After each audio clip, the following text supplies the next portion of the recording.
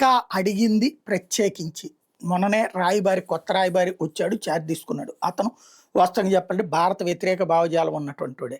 ఇదివరకు భారత వ్యతిరేక భావజాలం ఉన్నటువంటి రాయబారిని తీసేసి కొత్త వాడిని పెట్టాడు అప్పట్లో ట్రంప్. మళ్ళీ బైడెన్ వచ్చిన తర్వాత భారత వ్యతిరేకులనే ఇక్కడ రాయబారులుగా పంపిస్తుంటారు. వాళ్ళు అమెరికా ప్రయోజనాలు ఆశించడంలో తప్పులేదు, భారత్ పట్ల వ్యతిరేకంగా ద్వేషంతో ఉన్న వాళ్ళే పెడుతుంటారు.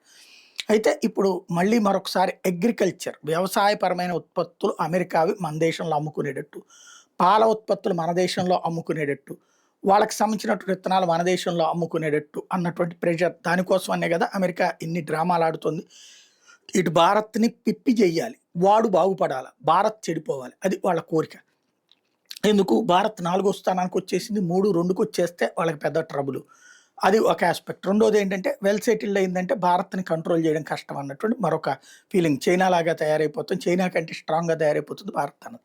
అందుకోసం మళ్ళీ ఒత్తిడి తీసుకొచ్చింది. అయితే నరేంద్ర మోడీ మాత్రం తిరస్కరించాడన్నటువంటిది అమెరికన్ మీడియా ప్రొజెక్ట్ చేస్తున్నటువంటి విషయం.